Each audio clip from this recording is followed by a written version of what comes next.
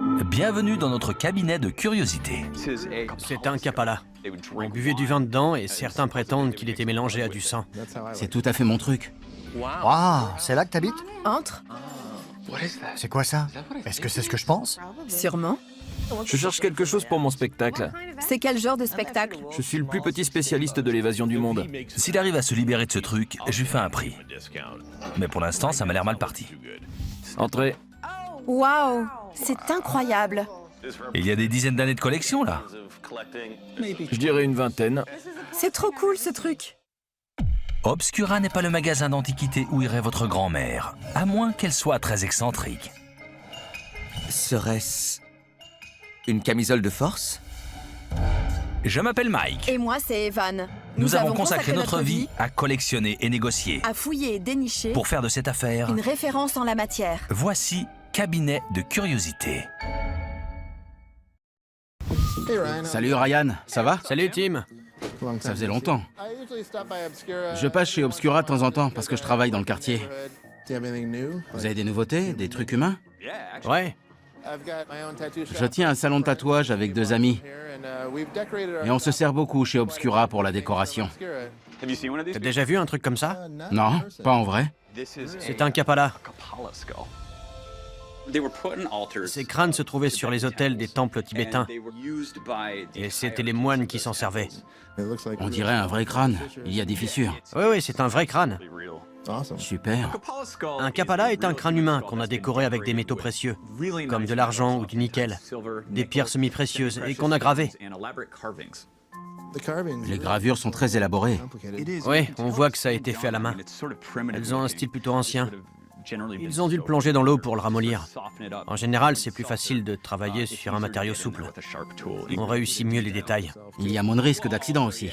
Exactement. Pour couper un crâne en deux, c'est mieux de le tremper dans l'eau avant. Je m'en souviendrai.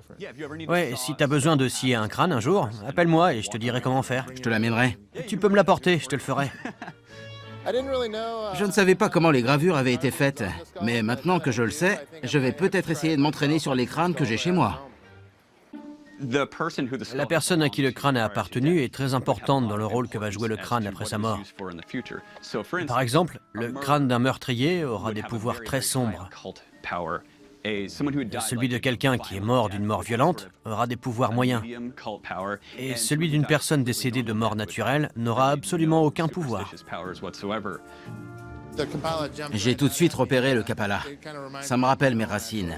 Mon grand-père était tatoueur dans les fêtes de village et j'ai hérité de ce côté forain. J'ai vu des photos de lui. Il avait des tatouages sur les bras et sur la poitrine aussi. C'est très sympa. Il y avait une cérémonie présidée par un prêtre qui consistait à découper le corps des morts, de les laisser au pied d'une montagne et d'attendre que les aigles ou les vautours viennent manger les organes pour les emmener vers les cieux. Ça peut nous sembler étrange, mais au XIVe ou XVe siècle, c'était une pratique tout à fait normale. Je n'y ai jamais encore assisté, mais il paraît que ça se fait encore aujourd'hui. Ouais, d'ailleurs, je considère cette option pour moi-même. Je dirais que celui-ci doit dater du début du XXe siècle. Les plus anciens que j'ai vus dataient du XIVe ou du XVe siècle. À l'origine, leur but était de permettre de se rappeler des morts. On donnait la tête à la famille et elle s'en servait en tant que coupe. C'est superbe. Celui-ci servait de récipient. On buvait du vin dedans et certains prétendent qu'il était mélangé à du sang. C'est tout à fait mon truc. Ce qui m'a tout de suite plu dans ce Kapala, c'est la qualité des détails. C'est exceptionnel de tomber sur un crâne humain aussi bien travaillé. Ça t'intéresse? C'est un très bel objet. Je ne sais pas si j'en trouverai un autre comme celui-ci. À combien il est? 1200 $. On le vend 1200 parce que c'est un crâne humain, qu'il est serti de pierres semi-précieuses et qu'il est en très bon état. Je pense que c'est un bon prix. On pourrait s'entendre sur 900? Je te le fais à 1000. Ça me paraît honnête. Tu le prends? Ouais. Parfait. Viens par là.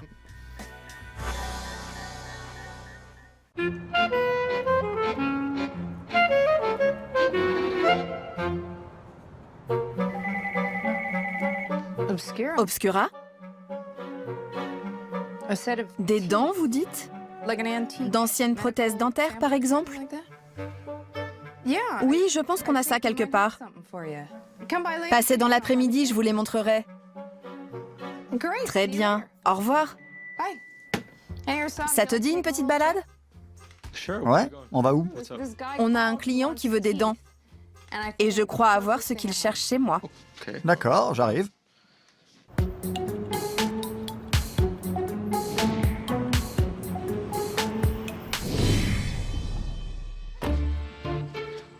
C'est là que tu habites?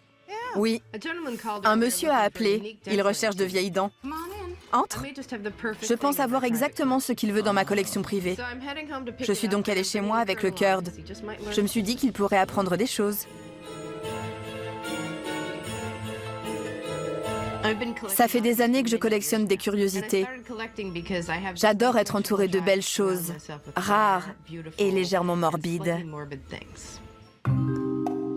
C'est intéressant. C'est ma vitrine aux merveilles. Un cabinet de curiosités était généralement l'endroit où l'on gardait ses objets les plus précieux et les plus secrets. Ce sont des cochons siamois?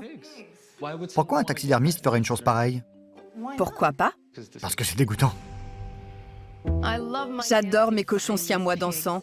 Je comprends que ça puisse sembler bizarre à certains, mais en général, les siamois ne vivent pas longtemps. C'est pour ça que je les adore. Ils sont une exception de la nature. J'ai vu que tu avais une boîte pleine d'os. Ah oui. Johnny et moi l'avons acheté pour notre mariage. Parce que les os, c'est romantique? Exactement. Avec Johnny, on partage une passion pour les choses qui sont mélancoliques et un peu morbides. Quand on s'est offert cette boîte d'os pour notre mariage, ça a cimenté notre relation. On a passé notre lune de miel à arpenter les cimetières en Europe. Qu'est-ce que c'est que ça?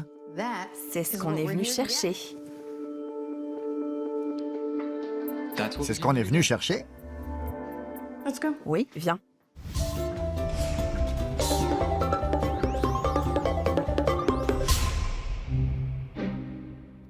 Salut. Salut, ça va? Est-ce qu'on peut vous aider?